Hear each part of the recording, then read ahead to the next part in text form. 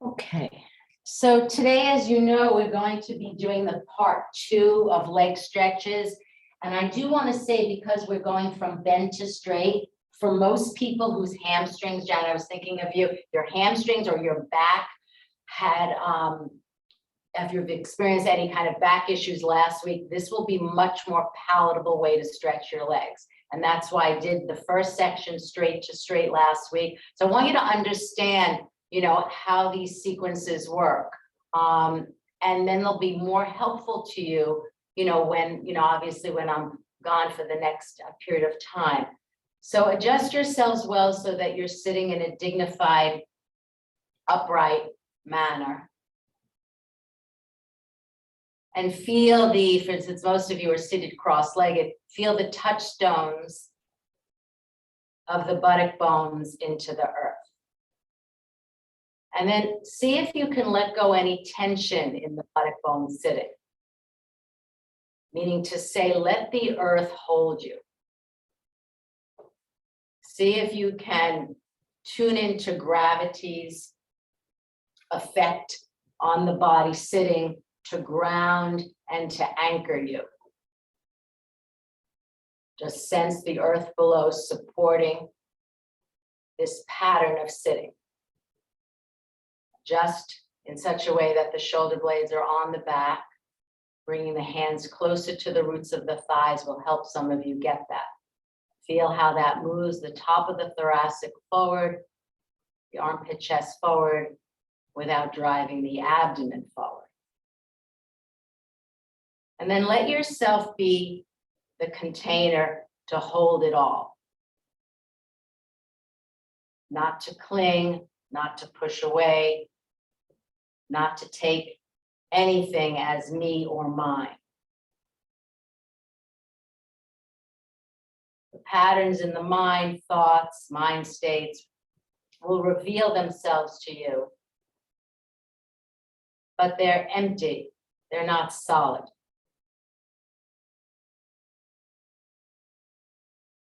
And then just finally know that you have the capacity to be with whatever arises. Terrible thoughts, terrible mind states. Just knowing, again, it's all a passing show of empty phenomena moving on.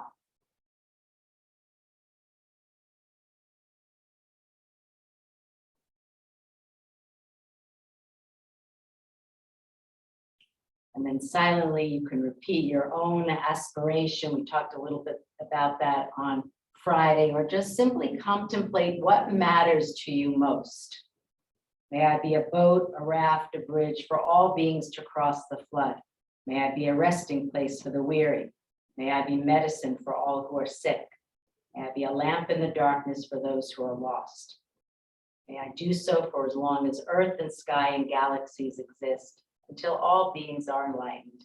I vow to be here to serve them all.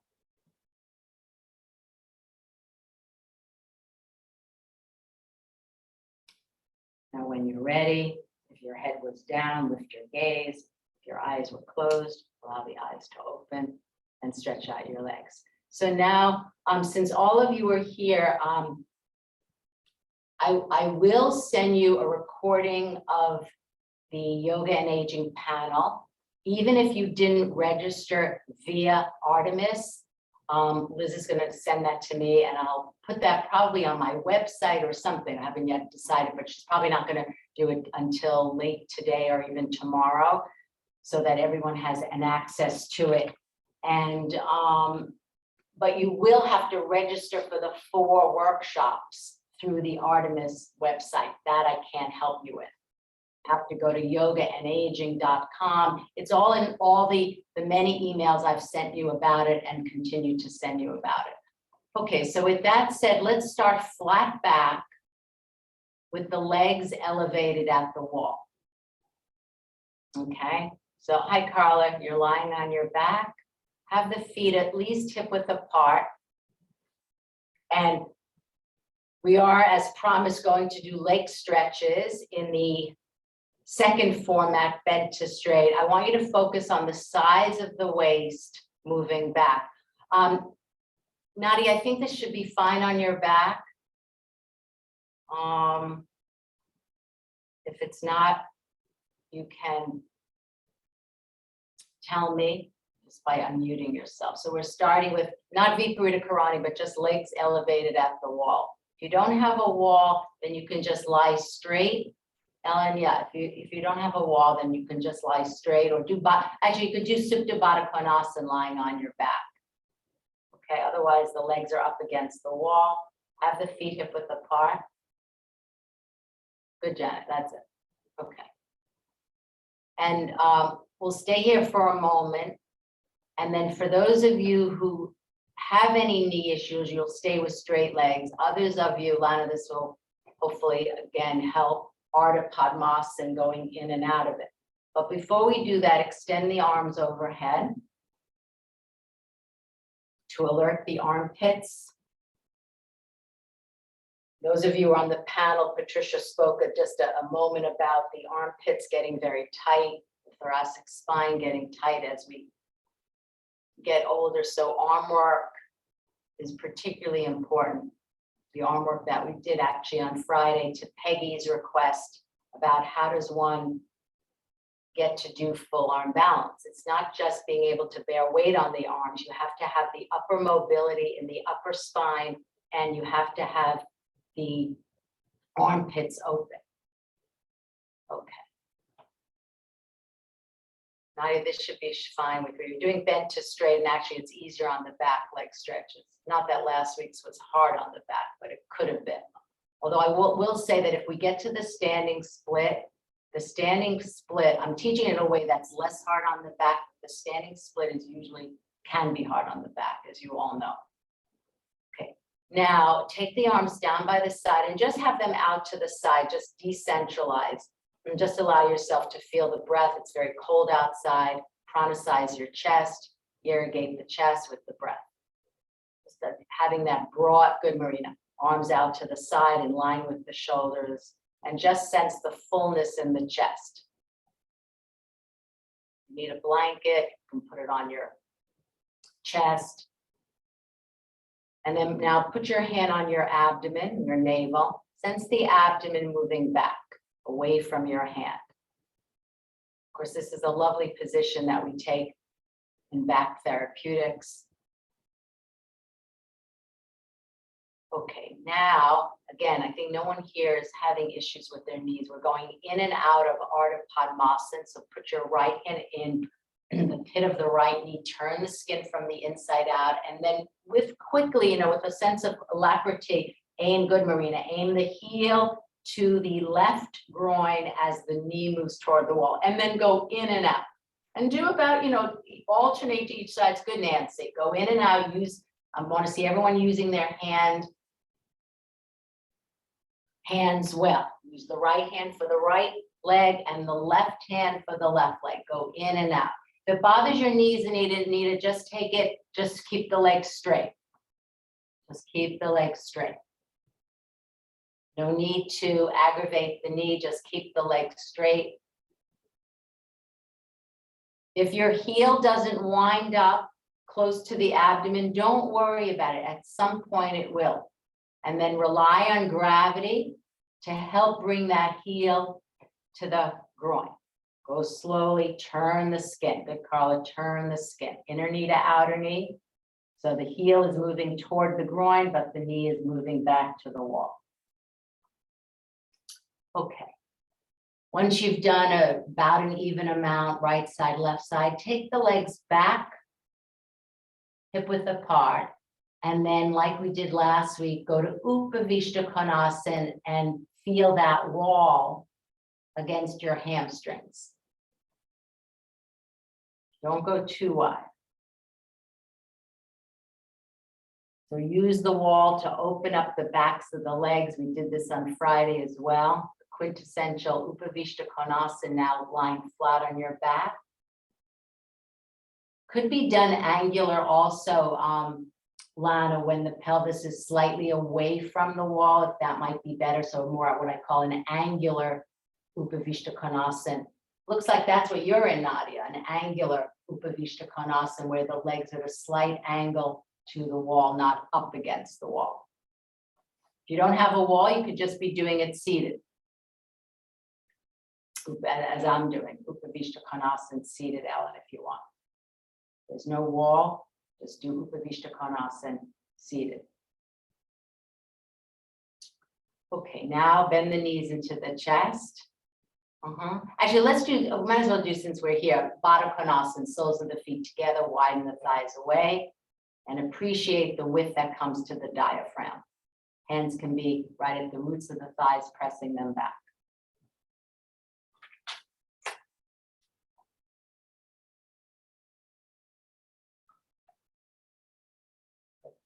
Press the feet strongly into each other. That's good, Winnie. And widen the thighs away. Good.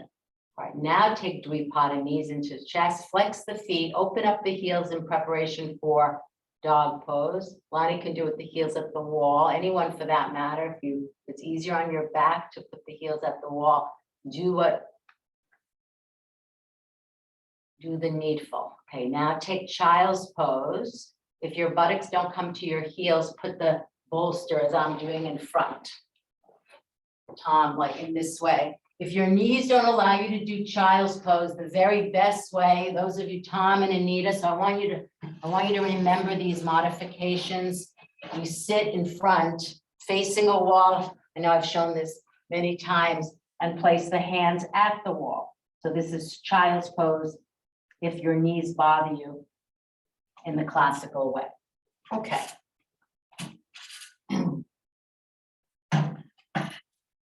If it helps, Nadia, you can put the roll, or Lana, the roll between the chest and the thighs.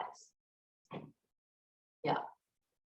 Tom, I would sit a little bit, take the chair further back, sit in the middle of the chair, and then extend the arms forward so your upper spine moves in. So use this to get ready for, now you could do quasi-jetta or two with the feet on the floor. That also feels good. Use this to turn the inner upper arms. The arms are straight, everyone. Just the hands are pressing into the earth. Good, Janet. If the buttocks don't come to the heels, that's it, Marina. You've put a bolster, Marina, good, and Janet, underneath the forearms so the buttocks come down, or you're that's better. And back away a little bit, Anita, so the arms can be straight. So you're getting the same shape as we are, only on the chair. Okay, turn the skin from the inside out. Now crawl forward with your arms to elongate your armpits. Make your armpits, as Patricia loves to say, thinner and thinner. Good. Tom, take the hands a little higher up on the wall and a little wider apart. Okay, just another few minutes.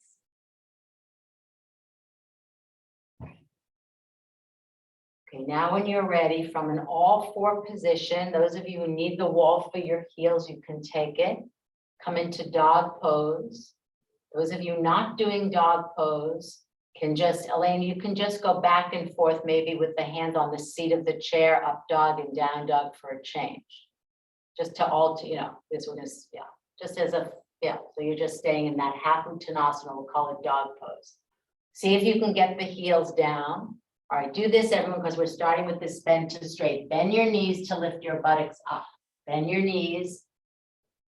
So now the lever of the leg is shorter, right? The buttocks are higher, right? Janet, that's really beautiful. Now slowly take about 7 seconds to straighten your legs. Slowly press the top of the thigh back. Yes, slowly inner upper knee back, center the shin back, and then slowly reach from the arch to the heel. Now look at your feet. The outer edges of your feet should run parallel to the outer edges of the mat. Good, Elaine. Now drive the heels down. Yes, come on. Drive the heels down. Imagine fish hooks behind your ankles, pressing your heels down. Okay, and child's pose again. Right there, child's pose. All right, we're taking another one from bend to straight. This is the theme of the class today, bend to straight. So when you bend your legs, the length of the leg is shortened, which makes the buttocks higher. And then I want you to slowly straighten the legs from the bent position to the straight, but take time. Okay, now from an all-four position again, up you go. Lift, yeah, that's it. Now bend your legs strongly. Deeply bend the legs so that the abdomen and the thighs begin to merge. Nadia, that's fine. We're going to do that in Padangusthasana, Padhastasana. Now slowly synchronize, straighten the legs, go slowly, go slowly, go slowly as you extend from the arch to the heel. So the chest is moving in the direction of the legs. Nadia, you also could do what Elaine is doing, just with probably with the seat of the chair, back and forth, dog, up dog, without too much weight on the, yeah, and holding, you know, with a fist, the outer edges of the mat. Okay, these look good. All right, now walk your feet toward your hands. Well done. And inhale, up you come. Okay, so that we did down dog from bend to straight, which is a way. There's many, many ways. Okay, now you're going to do, Nadia and Elaine, you'll be fine with this. Let me just adjust this camera.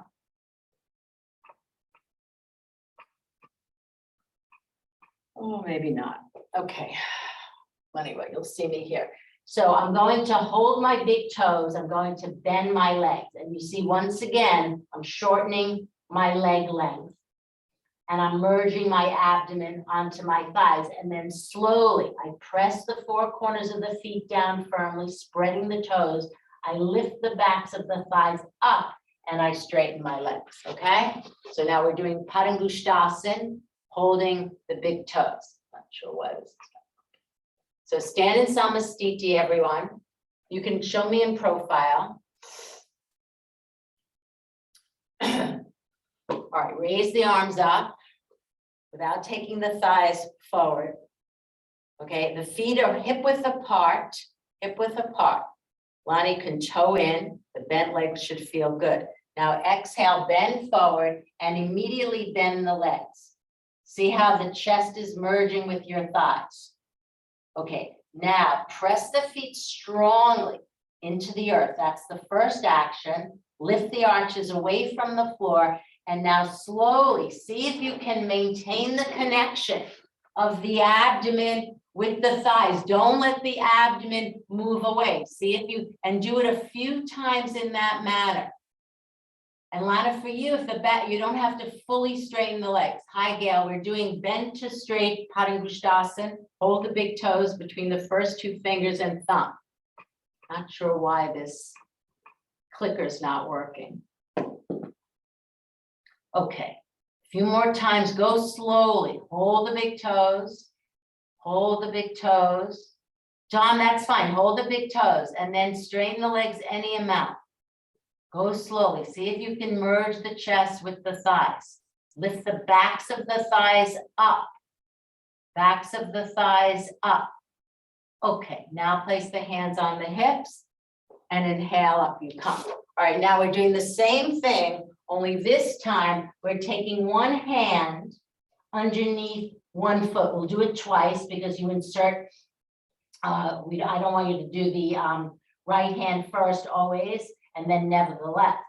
And again, keep the legs bent. So you see how fully my chest is resting on my thighs. And then I press the feet down and I straighten the legs. If you can't straighten the legs fully, don't worry about it. Anita, these should be fine for you.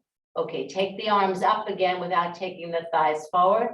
Adjust your camera so I can see your legs. Okay, and then exhale, bend forward, insert one hand, note which hand it is, then the other.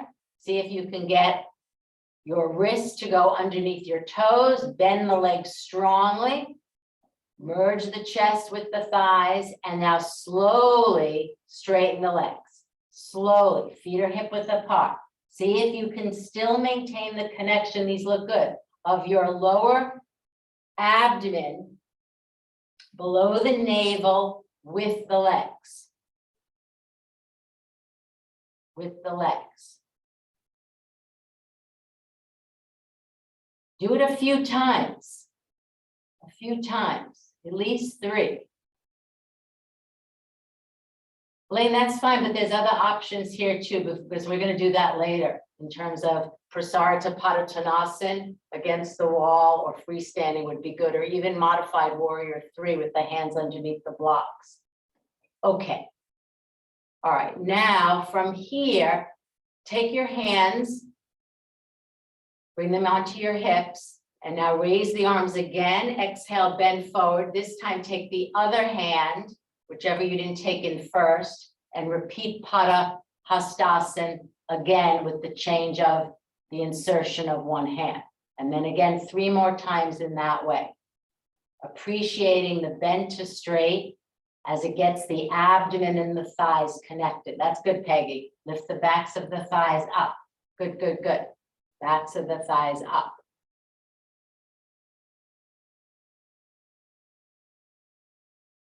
Okay. And then once you've done about 3, extricate left hand. If you placed it in first, then the right. All right, now we're going to do it at the wall, Uttanasana. Lynn, you could do this with just reaching your hands to the blocks.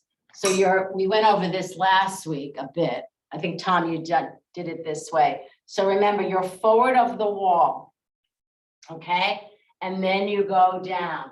And then what I'm gonna ask you to do today is shift away from the wall, right? And then see if you can get the abdomen to the thigh, have a blanket nearby on the floor, so that in case your abdomen drifts away from your legs, you can insert the blanket and merge the chest with the legs. So the blanket can be just pressed on the floor or another mat roll.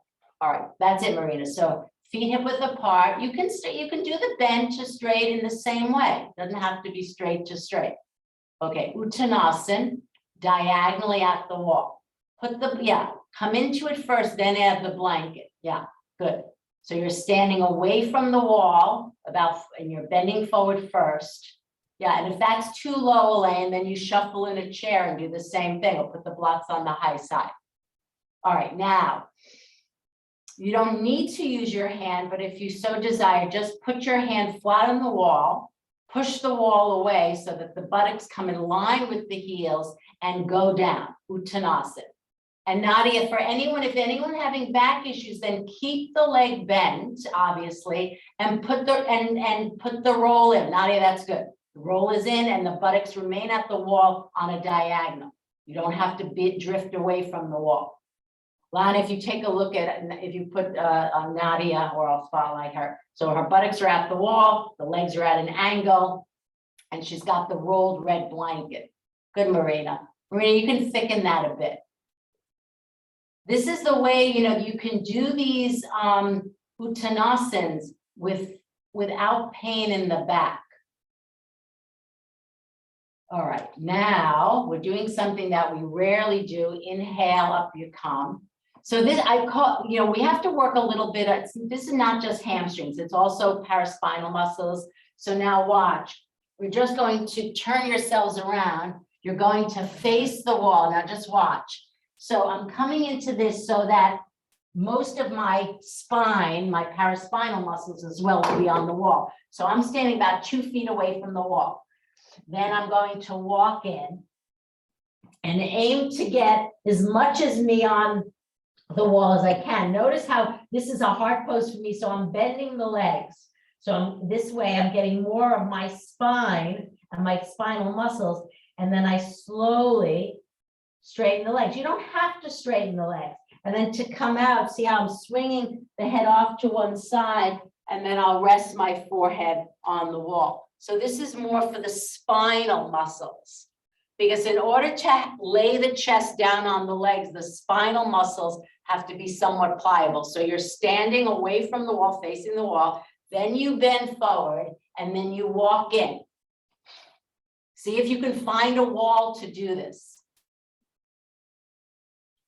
Elaine, you can just do Urdhva Prasarita Padasana now, legs straight.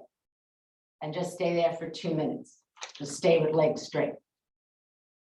If you need to put the blanket in, Lana, you can hold the back of the leg, Tom, good. All right, these look good.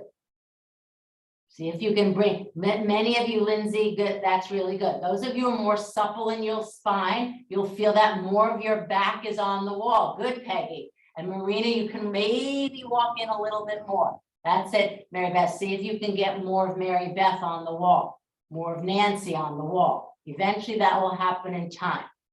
Yeah, I mean, if you had ropes hanging from the wall, you could raise your arms up and that will help as well. That's it, Peggy. Good, Lindsay. That's it. Put your hands at the wall. Lovely. Okay, now slowly, mindfully swing your head off to the side. Now do a calf stretch, that lunge position that we did at the wall last week. Facing the wall, that's it, Mary Beth. Take your calf position. Good, Gail. Good. These look good. That's it, Tom. Back up that back leg. Keep that back heel on the floor.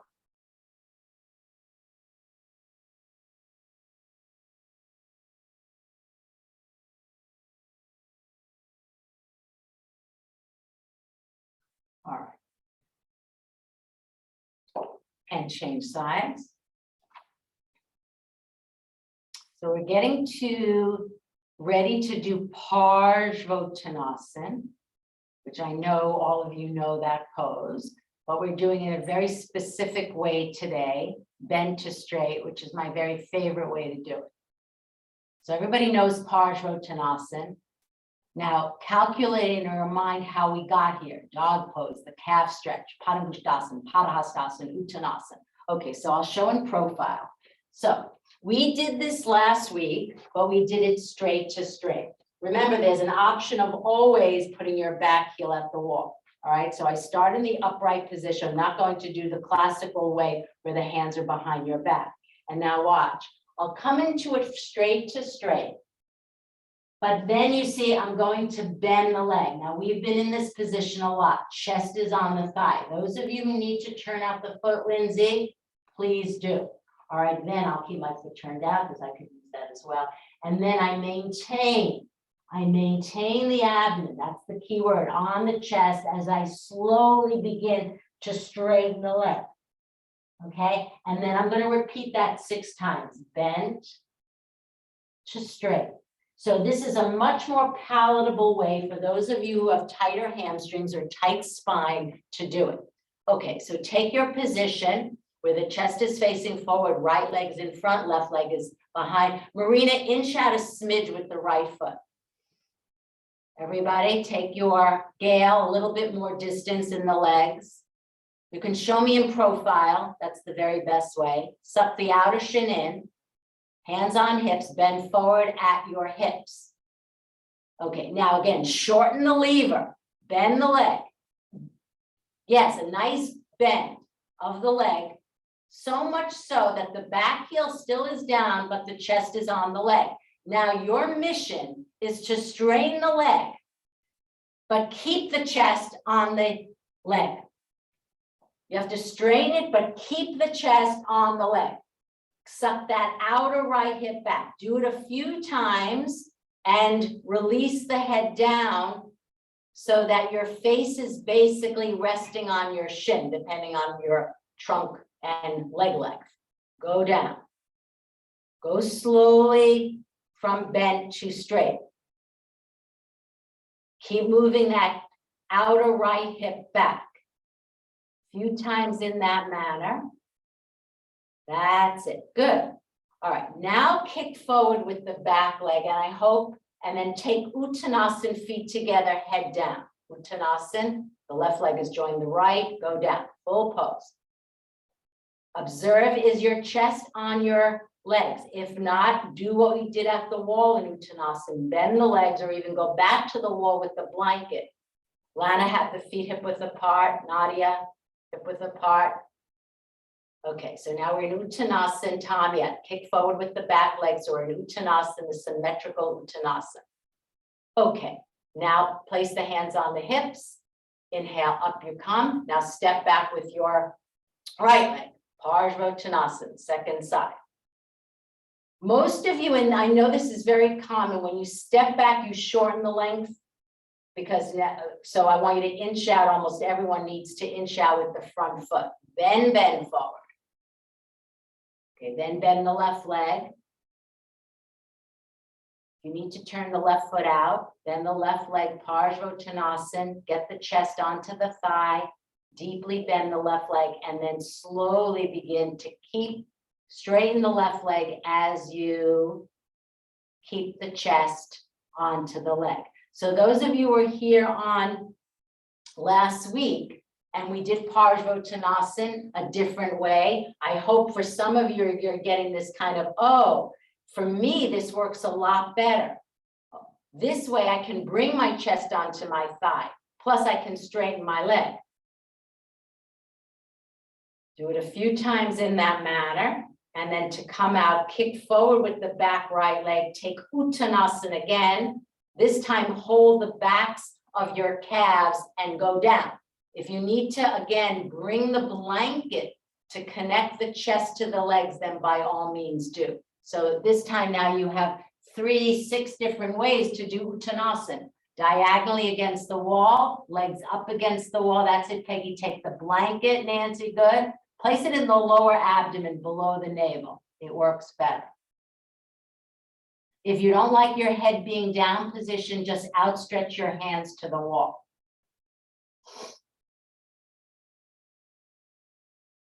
Okay, and now inhale, up you come. All right, now take your belt for the Supta Padangusthasana 1. Have your belt, lie flat. Supta is supine. Feet can be at wall. Okay, so let me just show you this. This is how we're going to do it. So we'll make it kind of fluid. You'll first take Dvipada. Then you'll take the right leg. I'm holding my left leg. We're doing Ekapada. Then I'm keeping this leg bent. I now have the shin perpendicular to the floor.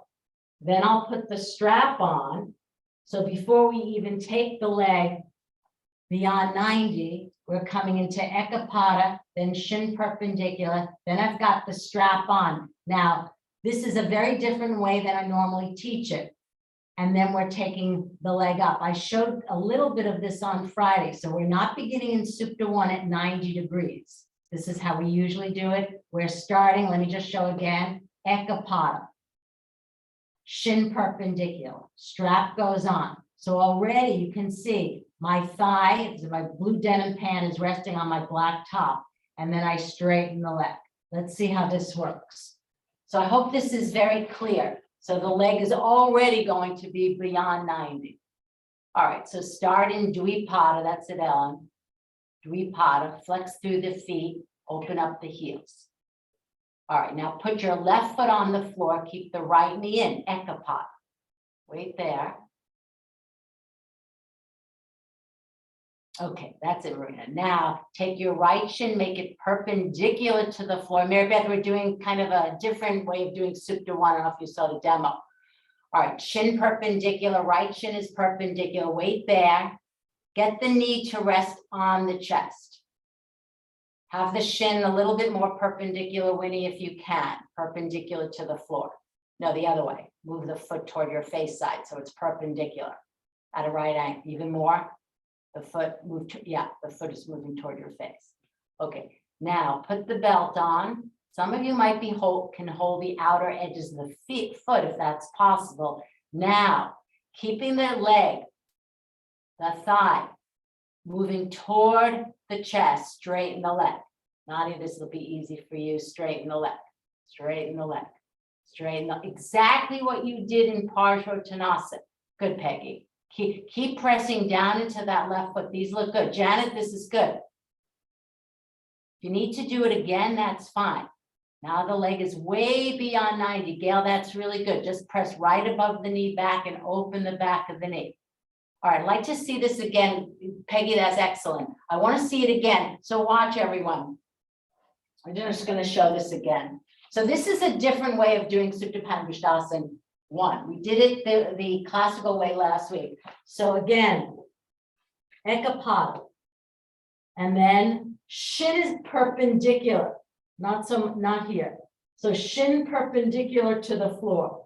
Then Watch, see how I'm holding the sides of the foot? Some of you maybe can hold the back of the heel, right? And then you're stretching your leg in that manner, all right? Let's see, let me see the right side again. So now that we have the rhythm, left foot on floor.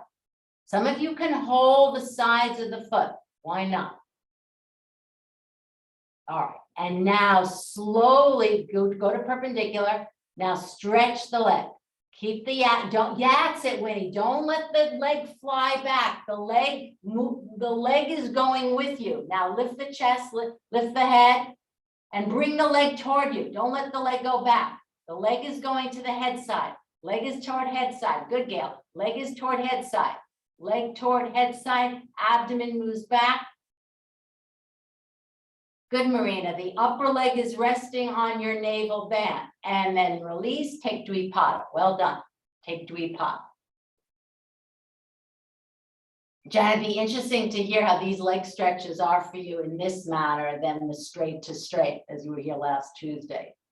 All right, Ekapada now, left knee in, right foot on the floor.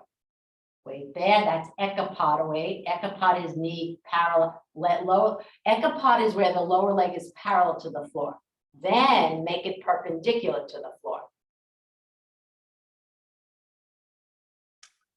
The other leg is bent, right foot is on the floor. Then belt, maybe try the first one with the belt. All right, now get the chest and the thigh to merge. Keep that connection. Now slowly straighten the leg. This side might be more easeful. That's it. And do it a few times. Go from bent to straight in the same way we did all the other poses. This helps your lower back. In the bent position, the abdomen draws back to the floor and it stays in that position because it's an abdominal pose. The leg is beyond 90 degrees. Bend to straight. That's it, Gail. But don't let the leg go wander back toward the leg side. And then when you feel ready, you can raise the chest, raise the head, and take the leg with you. We'll do it a second time, as we did on the right side. Take the leg with you. So sense, even though you're lifting up to meet the leg, you're holding firmly onto that foot, sides of the foot, back of the heel, or with the strap, and moving the leg toward you. Well done, Marina. All right, let's do it one more time. Go to Ekapada, then shin perpendicular, and make it a process. And see how much you can stretch your own legs. Okay, so you can go Dvipada, Ekapada, shin perpendicular. Maybe some of you now want to hold the sides of the foot. Please do so. Make it a process. So again, the right foot is firmly into the floor. It'll give you the leverage of bringing the leg closer. So we're keeping that leg. We're going to do that soon, Lana.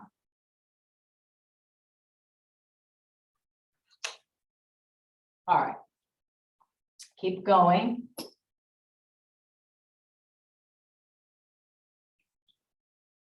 you want to, you can extend the other leg. That's fine. All right. Now, bring your both knees into the chest. Now we're going to do some of, it's kind of like a quasi rock and roll, but I'm asking, and Nadia, we'll see if this is okay for you. So I'm gonna insist that everyone keep their legs bent. So I'm lying back on the floor. So now we did this basically with the back against the wall, but now I'm using the floor. So I can hold the sides of the mat, and then I keep the legs bent. I'm not going to insist that the feet come to the floor, although they might. I will insist that the legs stay bent. So I never lose the connection of my chest and my thighs. And notice my feet are hip width apart. And then I don't wander away from the floor. I stay supine, touch down, a small movement. Legs are bent the whole way through. Touch down, legs are bent. Legs are bent. So it's nice and easy for the back. Those of you who know Urdhva Mukha Paschimottanasana 2, this is sort of the precursor if you go back in time to this pose. So keep the legs bent and don't peel up from the floor. Legs are bent, and then swing them overhead. You're lying flat on your back, your head is down on the floor, your knees are into the chest. Use your core strength to bring the feet to the floor, but keep the legs bent. Keep the legs bent. Keep the legs bent. They're slightly bent. Lindsay, that's good. Slightly bent. That's really, if you need the bolster behind you, take it. For the feet, Peggy, that's really good. And then once the feet come to the floor, to the bolster, you can straighten the legs. All right, I'm going to spotlight Peggy because I really like what she's doing. All right, watch. All right, hold on. So as you could see, the bolster really helps. Once the feet get to the floor, Peggy, let me just spotlight you. She's put a bolster for her feet so that she touches the straight leg position. But she's coming in, look at her white top, her black pant. You see how the thighs and chest are together. Beautiful, Peggy. That's a great, great, great demo. Thank you. All right, can we do that much? Some of you might need 2 bolsters, Tom, you know, behind you. All right.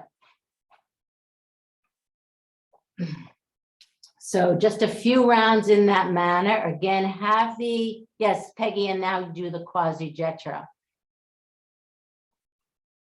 A few rounds of that while I adjust the screen. I'm not sure why this is not working.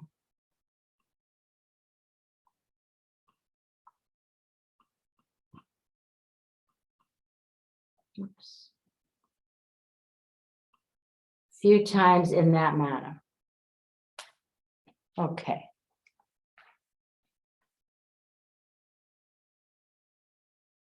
All right, now everyone just take the knees into the chest, and just wait there. Okay, now we're coming up and doing Parsvottanasana one more time, bent to straight. So now observe how hopefully this should be rather easeful.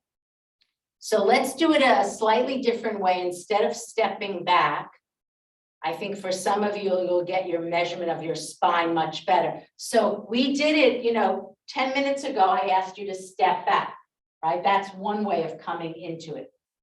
The other way, the more classical way, is standing in the center of the mat, jumping the feet apart, turning the right leg out and left leg in.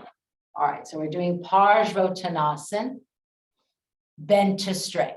So take the feet wide apart, turn the right leg out, turn the left leg in. So now we're standing. Chest is facing the right leg. Good. Back heel is down. Nancy, you can turn the back heel in a little bit more. Those of you, if you're having any difficulty with keeping the back leg straight, then I urge you to use the wall for the back heel. All right, now bend forward at your hips and come back to that very first way we did it. You can turn the right foot out. That's it. When you bend the right leg, lay the chest down. We were here before. Watch the outer right shin. Don't let it bow out. And then repeat, bend to straight. Keep the back heel down. Back heel is down. That's fine, Mary Beth. To bring your hands behind your back, you can do it. That's fine. It's a little bit easier, as you know, when the hands are on the floor because of balance, even though we're on still 2 feet. Do the bend to straight when you're ready. And then you'll kick forward in the same way we did about 20 minutes ago. Come into Uttanasana, head down. If you don't like your head down, then just stand up. Okay, well done. Now inhale, up you come. All right, other side. Coming back to Samastiti. Jump or step the feet wide apart. Again, back heel is always, you know, if you feel, you know, unstable in any way, you can always do it with your right heel at the wall. All right, now turn the left leg out, right leg turns in about 30 degrees. Legs are straight if that's possible, bend forward, and then go from bend to straight, Parsvottanasana 3 more times. If you need to turn the left foot out, do so, bend to straight. That's it, Winnie. Good. I'm glad to see everyone has the rhythm now. Hands can be on floor. If you want to make it harder, the hands can go behind your back in a sling like we did, a wristlet like we did last week, or in Paschimma Namaskar. Well done. Okay. And now kick forward with the back leg. Take Uttanasana one more time. Head down.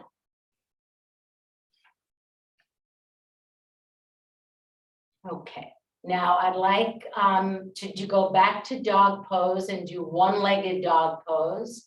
If you're not bearing weight, do warrior 3 with the hands on blocks. That would be the very best one to do. Okay. So somehow my galley view is shrunk inside. I'm not sure why. All right, so now you're in Adho Mukha Svanasana. Heels can be at wall, feet can be turned in. If you're not bearing weight, again, modified warrior 3. Or you can do, yeah, Elaine, you can do that, that's fine. Okay, so now Tom, we're in downward facing dog. Now bring the feet together. Now bend your right leg and lift the root of the thigh up. Yes, that's it, Nancy. Just keep, lift it bent, lift it bent. Now from bent, go to straight. Nadia, you could do warrior 3 with heel against the wall, yeah. Now take the right leg down.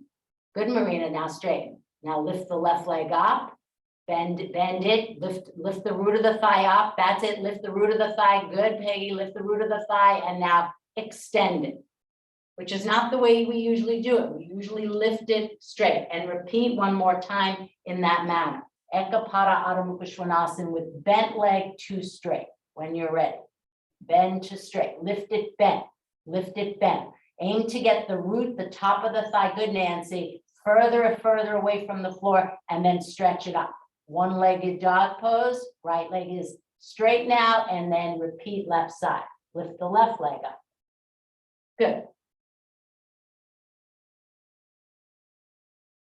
All right, and now come out. All right, now I'd like you to do on your own, you will decide which Uttanasana today you want to do. You want to do it freestanding, but I want you to do it from bend to straight, or you can do it with the back against the wall, or you can do it diagonally, because we're getting ready to do the standing split. So one more Uttanasana in any iteration that we did today. You can even do Padangusthasana if you want. Padangusthasana, Padahastasana, Uttanasana with back against the wall, Uttanasana at a diagonal, or if you want freestanding, okay? So any iteration of Uttanasana. So I'm doing this one. I'll have my hands underneath my feet, Padahastasana. I keep the chest, merge with the legs, and I slowly straighten the legs. So pick any of the 6 that we did, or 8, I believe. Any that we did. Okay, let's see these. Any Uttanasana. Back against the wall, at a diagonal. That's it. That's it, Tom. Any Uttanasana. Padangusthasana, Padahastasana. Good. Lizzie, you can take the arms up at the wall, help to send the waist sideways. You can even do the rock and roll one if you consider that kind of like this iteration of Uttanasana. All right. Now, this is what we're going to do. So I'm going to come back to Parsvottanasana, and you can come into it either of the 2 ways that we already did. This ignites your memory too. So the first way we step back, that's the way I'm choosing to do it. Or you could do it the way we just did it. Jump the feet wide apart, turn the right leg out, left leg in. Okay, so I'm giving you lots of options. All right, now watch. So here I am getting ready to do Parsvottanasana. All right, now I'm bending the leg. I did this already. And then I'm going to walk the hands forward. And then just like you did in dog pose, now I have to lift the root of my left leg up. But see how I maintain the connection of the chest on my thigh, right? But I have to straighten the leg and maintain that, okay? So I'm coming into the standing split from Parsvottanasana. If this bothers anyone's back, then just repeat Parsvottanasana with bent leg, okay? Or you can go back to Supta 1 and improve that. All right, so right leg is in front, left leg's behind. Come into Parsvottanasana with straight legs and take the head down. Hips, yeah, see, Anita, see if you can balance the hips so that the right hip is dropping. So yeah, that's much better. Your hips should be balanced. Now bend the leg Bend the right leg, get the chest onto the thigh. Now walk the hands forward. That's it, Peggy. Now, so now the chest is merged with the thigh. Now all you have to do, good Marina, is lift the aerial left leg up. Head down, head down. So now you're standing on that right leg. The right leg is straight, but now the left leg is straight. Okay, now drop that aerial leg down, take Uttanasana. So the legs are back to Uttanasana. You just stepped out of it, good, Carla, and place the hands on the hips. Well done. And up you come. All right, change sides. Left leg's in front. Same exact thing, standing split. It makes it, this pose can be hard in the classical way to take it, but it's much more palatable on the back when you come into it from bent, and you don't have to straighten either leg. So keep, Ilana, for you, I would keep the front leg bent and even the back leg bent. All right, come forward into Parsvottanasana, bending at your hips. Wait there.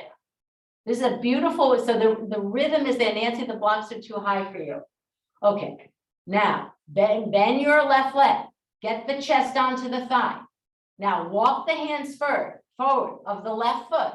Yeah, they can be on fingertips. Now slowly begin to straighten. If that's, and you don't have to straighten the leg, Nadia. You don't have to. The front leg or the back leg for that matter. And now head is down. All right. You don't have to, Janet, keep the back like that's fine. Okay. And then out you come. All right, now let's do, I really should do this again, but I think I'm just going to switch over to Supta Padangusthasana 1, lie flat on your back. And we're going to do it back to the more classical way, which is this way. Watch. Okay. So we did it last week this way. So now I'm going to ask you to come to Ekapada, hold the big toe.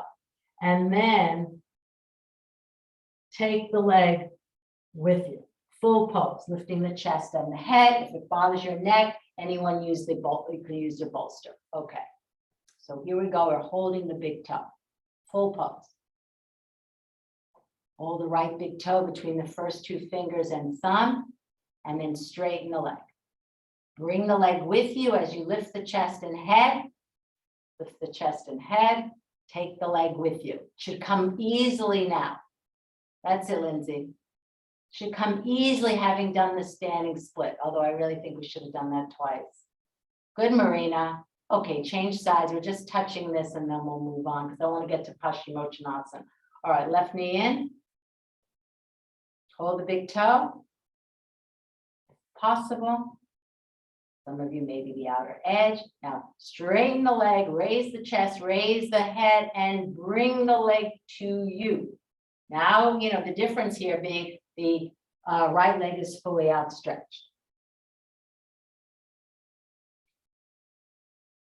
Okay, and now we're going to just lie flat on your back, bring the knees into the chest. Just take this for a moment now. You're going to take the knees into the chest, and then from here come to Urdhva Prasarita Padasana. Now, those of you can go straight to straight for not rock and roll. I'm not bending my legs. I'm keeping them straight overhead. If you need the bolster, take it. If this bothers anyone's back, just stay with the legs at 90 degrees. All right, those who can bring the legs overhead to the floor or to a bolster. Good, Peggy. Straight to straight. This will help you move toward Urdhva Mukha Paschimottanasana. If the toes don't come to the floor, build up the support. And again, you're not peeling up from the floor. Nadia, yeah, if it's okay for straight to straight, but it's a lot easier on the back, bend to bend. All right. Good, good, good.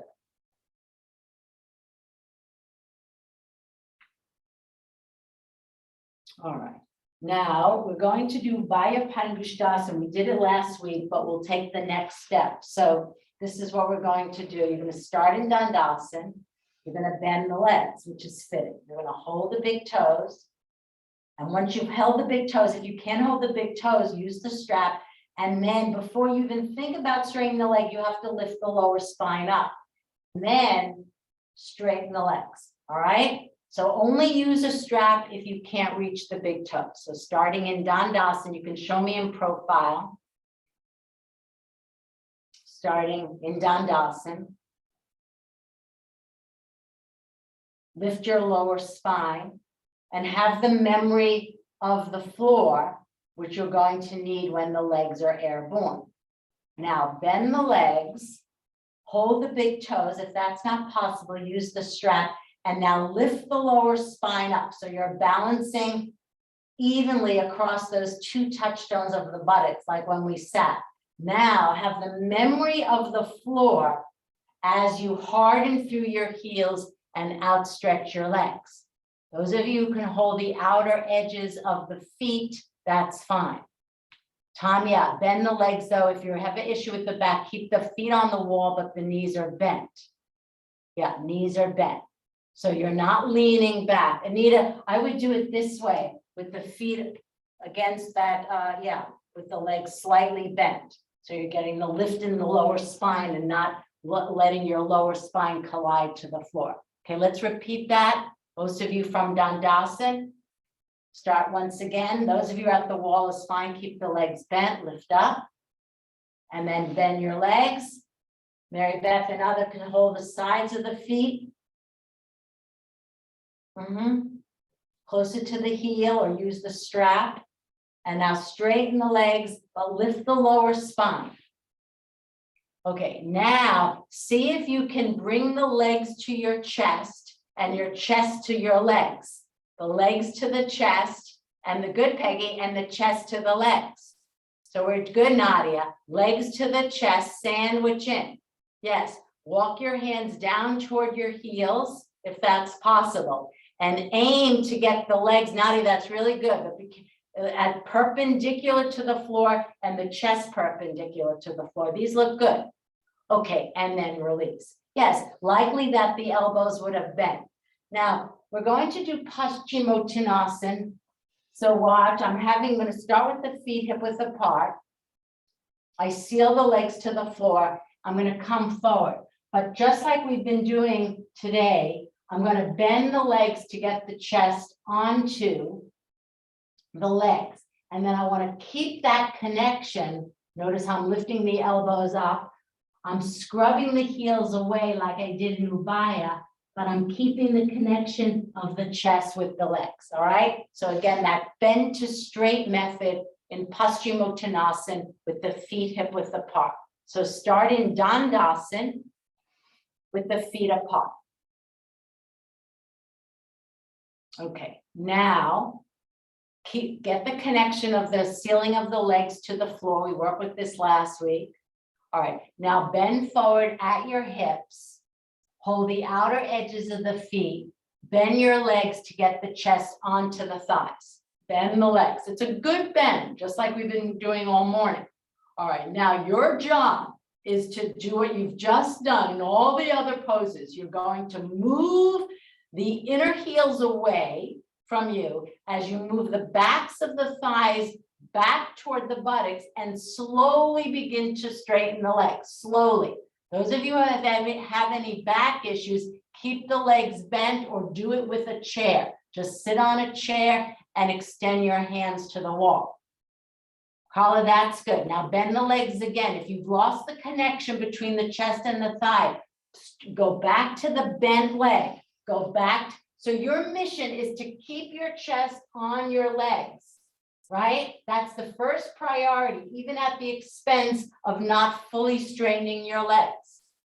Okay, go back, do it a few times. That we've been employing that few time method. That's it. Keep the chest, bend the legs so that your chest remains on your legs.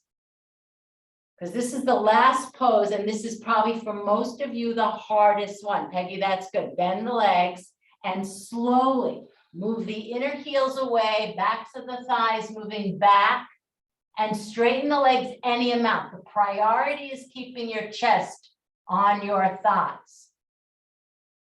Okay, good. Now lie flat on your back. We're doing Chatuspadasana, have a belt Now we're going to get into a little bit of strengthening the hamstrings as an antidote to what we just did. So it'll be interesting to hear from you how this was a similar similar poses to what we did last week, just a completely different way of doing them. So now you're on your back and you're doing this one. Many of you do need a blanket for underneath your shoulders, not the head, the blanket underneath the shoulders. All right. And then you're going to lift the backs of the thighs up and down. So we're doing Chatuspadasana. You're on your back, feet are hip width apart. Put a block between your legs or a blanket so the legs don't splay apart. And then lift up and down, lift the posterior side of your body up and down. Now you can, no, you're not going to do this. You can't reach for your ankles, use the belt. And then aim, yes, you're focusing on your hamstrings and your glutes lifting you up, but keep pressing the head down, outer shoulders down, outer shoulders down. Good. Lift the backs of the thighs, the whole posterior body is strengthening. Mary Beth, yeah, keep lifting and aim to get the chest perpendicular to the floor. The blanket, one Sarvangasana thickness will also help get the chest perpendicular to the floor. Go up and down. At least 15 times, if not more. See if you can work the backs of the hamstrings. Even if they feel slightly in spasm. That's good, Nancy. Go up and down. So yeah, up from the back body, not from the front body. Keep pressing the feet and don't let the thighs go out to the sides. All right, now a one-legged iteration. So I'm still in that same position, only now I'm going to take one leg up and down, all right, which will force you to use your right leg more when the left leg is up. Okay, so now one-legged in the same way. That's it, Mary Beth. Go straight up and down. One leg is lifting. Ekapada. That's fine. So the area leg is 90 degrees. That's it. Leg is ideally straight, up and down. Lonnie can do any of your piriformis stretches. Do at least 15 on the right and then 15 on the left.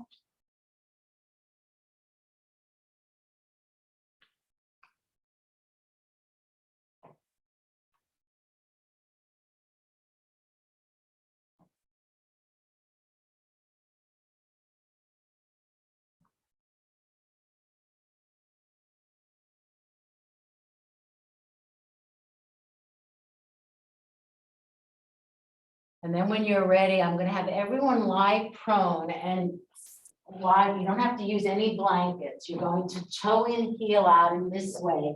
Take your hands to the backs of the thighs, broaden them. If you know how to put the blanket in, that's fine, but I'm not insisting it. And just, you can cup your hands underneath your forehead.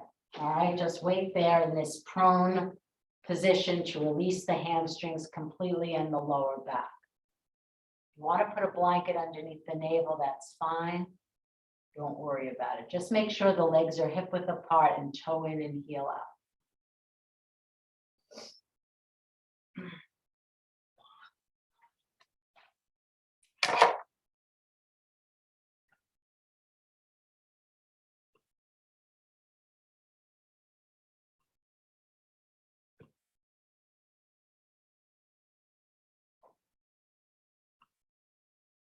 See if you can really release now the buttocks, the hamstring muscles, holding no tension. Yeah. Marina, maybe coming a little bit away from the wall because it's slightly different when the feet are on the wall. Really want you to release the legs. Just imagine they were moving away from your pelvis. As though I'm behind you and I'm perhaps lifting up your right foot and moving it away from your hip socket. Good. and then lifting up your left foot. Yes, just imagine I'm in the room with you and moving kind of the legs away from the hip sockets, the legs away from the hip sockets. Almost so much that the legs feel like fully suspended in space. The legs now don't belong to the chest side. Form a little pillow with your hands so you can relax deeply. Again, sense the separation between the lower body and the upper body. Even if you have to lift that one leg up, sense I'm pulling it behind and then the other leg up. You can get it in that feeling if you do that. Just get this feeling of the legs being pulled out from underneath you. That's the feeling that I want you to have in your legs, as though they're separated from your trunk.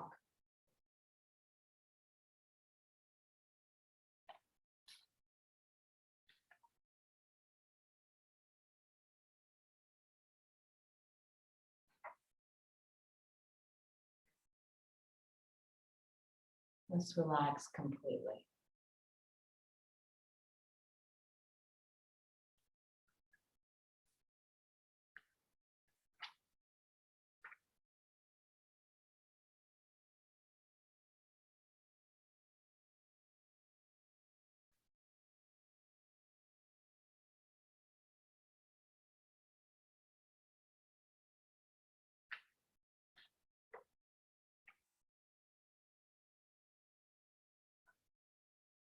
And then when you're ready, you can do child's pose. Of course, if your knees bother you, then just stay in this prone position.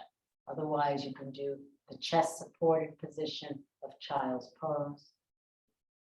Or just stay in this position, especially for those of you whose knees bother them.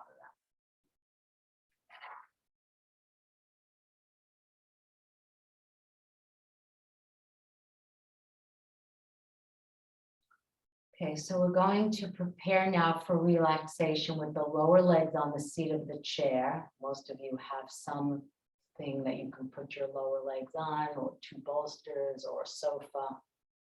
And then I'm going to, so I've been fortunate, I took a communications class with Oren J. Sofer this year. And because I was in the class, he's been sending us, he's writing a new book, and he's been sending us sort of his chapters as they evolve. So yesterday I got one on aspiration. I'm going to read from some of it, okay?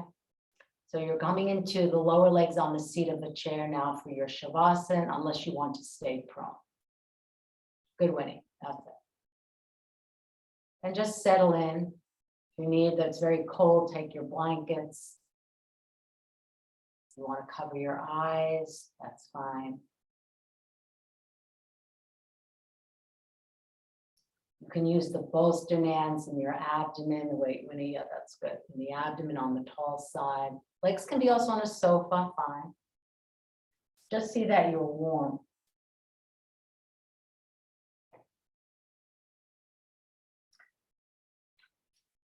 And again, perhaps use those instructions I gave you earlier in class when we were sitting, that use the force of gravity,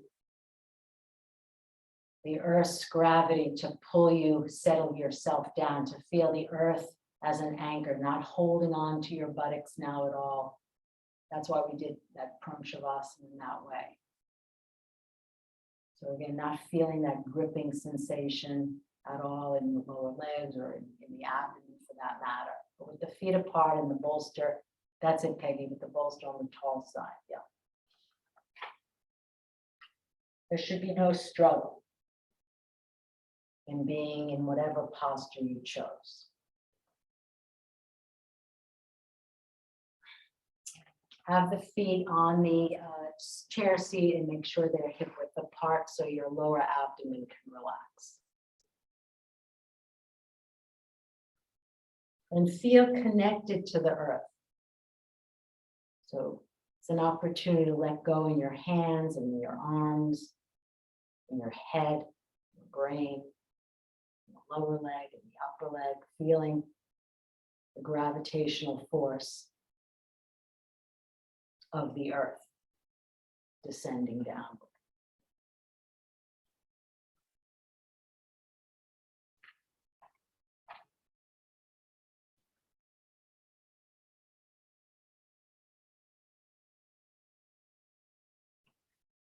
So this is what Oren writes, and this excerpt is from his aspiration chapter. We all get stuck in a rut sometimes. As one elder in my life likes to say, habit is the greatest tyrant. Looking around these days, things can feel intractable politically and socially. When we feel stagnant, hopeless, or down, it's hard to remember that the future is not written. Yet every day, every moment brings new possibilities if we are alert, if we are open to them. Without aspiration, without the sense that things can be different, we're unlikely to make the effort to transform how we're living, shift our perspective, or discover new ways of being.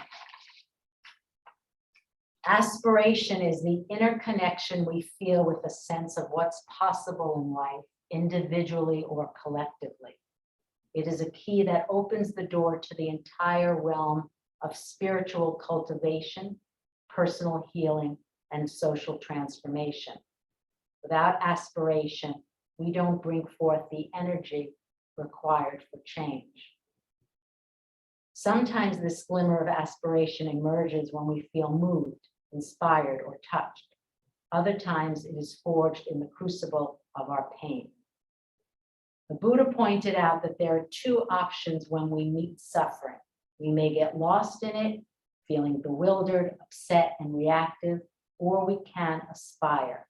We can listen for any sense of possibility and remember that every challenge, every hardship holds a key to our own liberation. When properly understood and held, those difficulties release their bound up energy and open into a spacious freedom.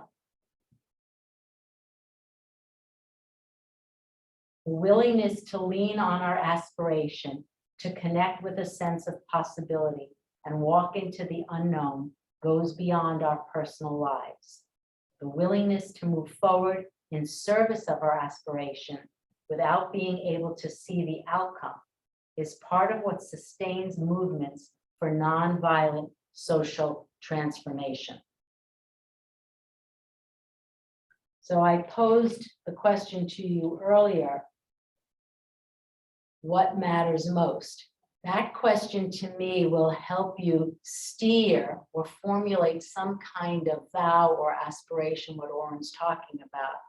So now once again, you can ask yourself, what matters to you most at this point in time in your life?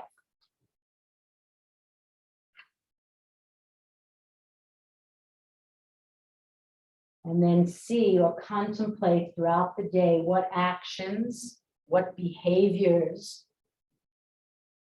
would help you get there.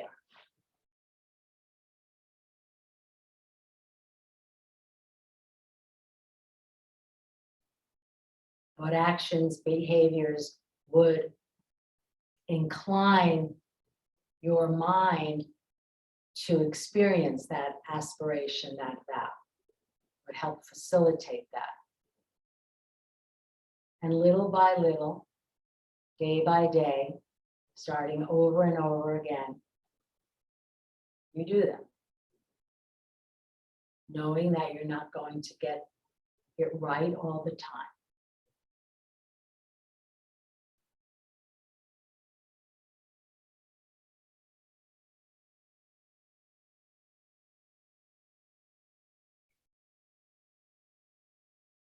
Keep asking yourself what matters most.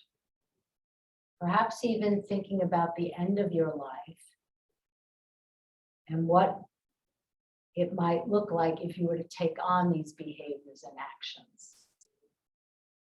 Another way of approaching it. All of us look at things differently. See what comes up for you.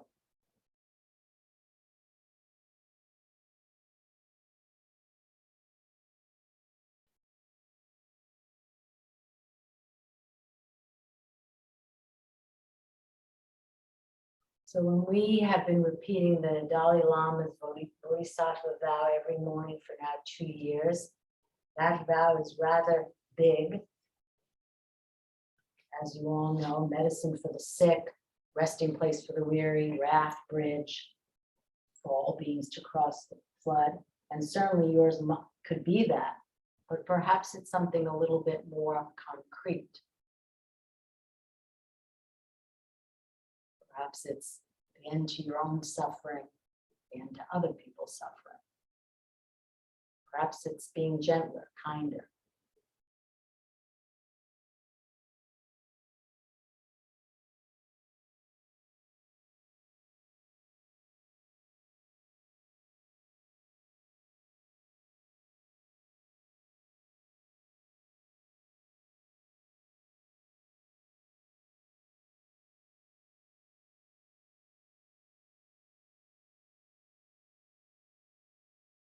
And then what I would suggest is throughout the day, noting that you've put forth this vow, this aspiration, see what you can do throughout the day that inclines your behaviors, your mind toward that.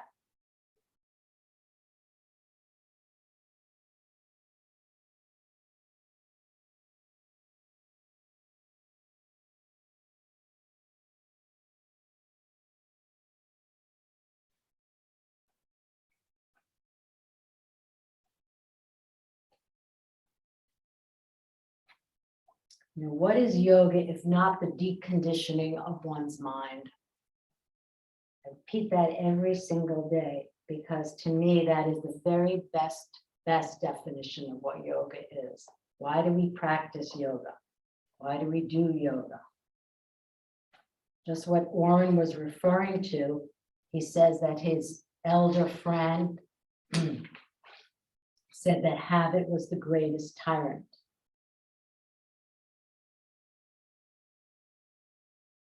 Notice your own habits of mind.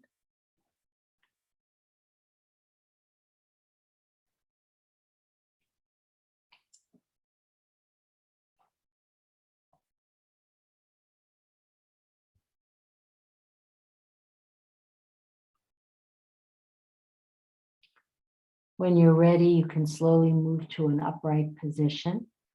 And just take a moment to once again settle in a seated posture in a dignified, upright manner, feeling noble, connected to the earth, connected to yourself, connected to the people that are with you now in community.